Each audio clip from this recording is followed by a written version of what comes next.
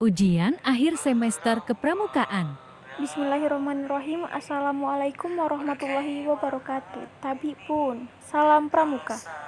Izin memperkenalkan diri, nama saya Sherly Ferdila, NPM 211304614, kelas B Prodi Pendidikan Bahasa Lampung. Di sini saya akan menyampaikan ujian akhir semester kepramukaan saya. Sejarah kepanduan. Yang pertama yaitu tentang perintis kepanduan dunia. Robert Stephen Smith Baden-Powell adalah bapak pandu dunia yang lahir di kota London, Inggris pada tanggal 22 Februari 1857. Para pandu pramuka biasanya memanggil beliau dengan sebutan Baden-Powell. Awal tahun 1908, Baden-Powell menulis pengalamannya untuk acara latihan kepramukaan yang dirintisnya. Kumpulan tulisannya ini dibuat di buku dengan judul Scouting for Boys. Buku ini cepat tersebar di Inggris dan negara-negara lain yang kemudian berdiri organisasi kepramukaan yang semula hanya untuk laki-laki dengan nama Boy Scout. Tahun 1912 atas bantuan adik perempuan beliau, Agnes, didirikan organisasi kepramukaan untuk wanita dengan nama Guild yang kemudian diteruskan oleh istri beliau. Kemudian poin yang kedua adalah gagasan pendidikan dan kepramukaan. Dalam poin yang kedua ini ada sistem pendidikan bagi peserta didik. Proses pendidikan bagi peserta didik ini diatur melalui syarat-syarat kecakapan umum atau SKU dan syarat-syarat kecakapan khusus SKK, serta pramuka ganda yang mempunyai golongan yang pertama yaitu pramuka siaga usia 7-10 tahun, yang kedua pramuka penggalang usia 11-15 tahun, yang ketiga pramuka penegak usia 16-20 tahun. Kemudian ada pramuka pandega yaitu usia 21-25 tahun. Kemudian poin B, sistem pendidikan bagi orang dewasa. Pendidikan bagi orang dewasa dalam gerakan pramuka bertujuan untuk memberikan bekal kemampuan.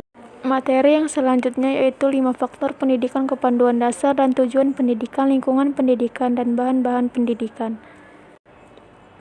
Poin yang pertama yaitu dasar pendidikan kepanduan. Pendidikan kepramukaan merupakan salah satu pendidikan non formal yang menjadi wadah pembangunan potensi diri serta memiliki akhlak mulia pengendalian diri, serta kecakapan hidup untuk melahirkan kader penerus perjuangan bangsa dan negara. Poin yang kedua yaitu tujuan pendidikan kepanduan. Tujuan pendidikan kepanduan bagian yang tak terpisahkan untuk mewujudkan tujuan nasional seperti yang tercantum dalam pembukaan Undang-Undang Dasar 1945, yaitu melindungi segenap bangsa Indonesia dan seluruh tumpah darah Indonesia, dan untuk memajukan kesejahteraan umum, mencerdaskan kehidupan bangsa, dan ikut melaksanakan ketertiban dunia yang berdasarkan perdamaian abadi, kemerdekaan, dan keadilan sosial. Selanjutnya yaitu tujuan gerakan pramuka. Yang pertama, kepribadian yang beriman dan bertakwa kepada Allah. Yang kedua, kecakapan hidup sebagai kader bangsa dalam menjaga dan membangun negara. Yang ketiga, jasmani yang sehat dan kuat. Yang keempat, kepedulian terhadap lingkungan hidup. Selanjutnya yaitu materi yang ketiga tentang organisasi gerakan pramuka. Poin yang pertama yaitu struktur organisasi pramuka. Adalah bagan atau definisi yang mencerminkan tingkat organisasi gerakan pramuka yang dimulai dari tingkat paling bawah hingga yang paling atas. Poin yang kedua yaitu peranan majelis pembimbing. Majelis pembimbing gerakan pramuka, untuk selanjutnya disebut MABI, adalah suatu badan dalam gerakan pramuka yang memberi bimbingan, bantuan moral, organisatoris, material, dan finansial, serta konsultasi kepada gudub satuan dan kuartir yang bersangkutan. Kemudian poin yang ketiga yaitu fungsi kuartir-kuartir. Fungsi kuartir yaitu ada kuartir nasional, kuartir daerah, kuartir cabang, kuartir ranting. Kemudian poin yang keempat yaitu gugus depan. Gugus depan disingkat GUDEP adalah suatu kesatuan organisasi terdepan dalam gerakan pramuka yang merupakan wadah untuk menghimpun anggota gerakan pramuka dalam penyelenggaraan kepramukaan, serta sebagai wadah pembinaan bagi anggota muda dan anggota dewasa muda. Materi selanjutnya yaitu kiasan dasar, sistem, dan metode. Poin yang pertama yaitu kesukarelaan dalam gerakan pramuka. Kesukarelaan ialah salah satu dari prinsip-prinsip dasar metode pendidikan kepramukaan, berdasarkan ketentuan anggaran dasar dan anggaran rumah gerakan pramuka, yang mempunyai tujuan agar pendidikan kepramukaan itu masuk pada setiap subjek didik sehingga menjadi pengabdi masyarakat yang nerimo hati atau tanpa pamrih serta bertanggung jawab. Poin yang kedua yaitu janji ketentuan moral. Ia mempunyai kode kehormatan pramuka dalam bentuk janji yang disebut satya, kode kehormatan pramuka dalam bentuk ketentuan moral yang disebut dharma. Poin yang ketiga yaitu sistem bergu, ialah salah satu prinsip dasar metode pendidikan kepramukaan. Poin yang keempat yaitu tanda kecakapan. Dalam gerakan pramuka ialah gejala yang dikenakan pada pakaian pramuka sebagai tanda kecakapan, keterampilan, serta ketangkasan, atau biasa disebut dengan TKU. Poin yang kelima yaitu permainan pendidikan, kemudian yang keenam kesesuaian jiwa, dan yang terakhir yaitu kepersahajaan hidup.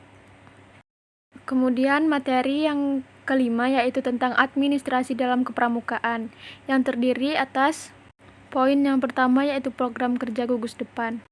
Program kerja adalah landasan bergerak suatu organisasi supaya dapat menjalankan kegiatan selama satu periode pengurusan. Kemudian poin yang kedua yaitu pembukuan pramuka, manajemen administrasi dan keuangan godep. Dan yang terakhir yaitu surat menyurat keluar atau masuk.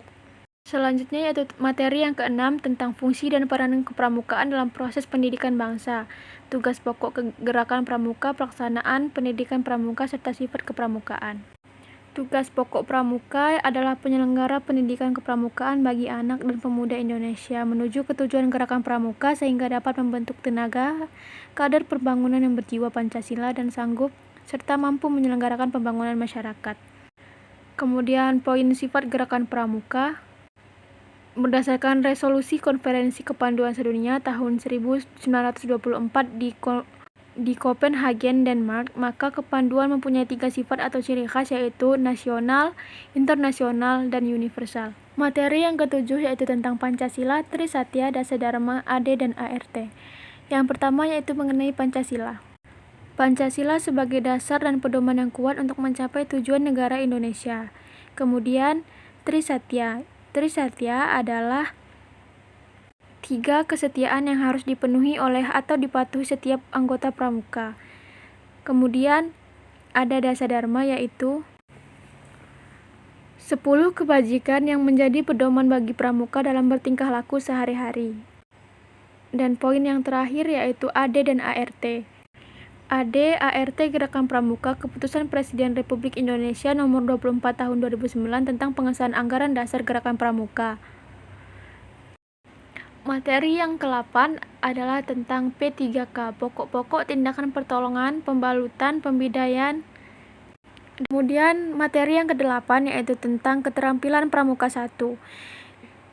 Untuk poin yang pertama di sini kita akan membahas tentang api unggun. Api unggun adalah api di luar ruang yang didapat dari sengaja menyalakan kayu bakar, potongan kayu, atau kumpulan dahan, ranting, jerami, atau daun-daun kering.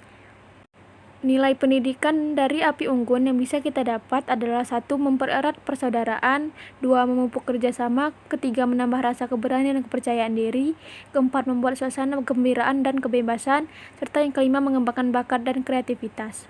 Kemudian poin yang kedua yaitu teknik menggambar. Kemudian materi yang ke-9 yaitu tentang keterampilan pramuka 2 yang berisikan sandi, morse, semapur, komunikasi udara, simpul, dan ikatan. Sandi dan Morse. Kode Morse adalah sistem referensi huruf, angka, dan tanda baca dengan menggunakan sinyal kode. Kode Morse juga digunakan sebagai kunci dalam memecahkan sandi rumput. Semapur dan komunikasi udara. Semapur adalah suatu cara untuk mengirim dan menerima berita dengan menggunakan bendera, dayung, batang, tangan kosong, atau dengan sarung tangan. Kemudian poin tentang simpul dan ikatan. Dalam tali temali sering mencampur adukan antara tali simpul dan ikatan. Simpul adalah hubungan antara tali dengan tali, sedangkan ikatan adalah hubungan antara tali dengan benda lainnya, misalkan kayu, balok, bambu, dan sebagainya. Selanjutnya yaitu materi yang terakhir, macam-macam upacara, baris berbaris, bentuk barisan, serta lagu-lagu pramuka. Macam-macam upacara yaitu seperti upacara umum, upacara pembukaan latihan, upacara pelantikan, upacara kenaikan tingkat, upacara pindah golongan, dan upacara meninggalkan ambalan. Selanjutnya poin yang kedua yaitu tentang baris berbaris. Baris berbaris adalah salah satu wujud latihan fisik yang diperlukan guna menanamkan disiplin, mertebal rasa semangat kebangsaan, patriotisme, serta rasa tanggung jawab. Poin yang ketiga yaitu tentang bentuk barisan, yaitu ada berderet, kemudian angkare, lingkaran besar, lingkaran kecil, setengah lingkaran, kolonnya terbuka, kolonnya tertutup, anak panah, perlombaan, selat terbuka atau selat balik, roda, dan yang terakhir yaitu berbanjar. Thanks for Sekian watching. yang dapat saya sampaikan, kurang lebih saya mohon maaf. Saya akhiri, wassalamualaikum warahmatullahi wabarakatuh. Salam Pramuka.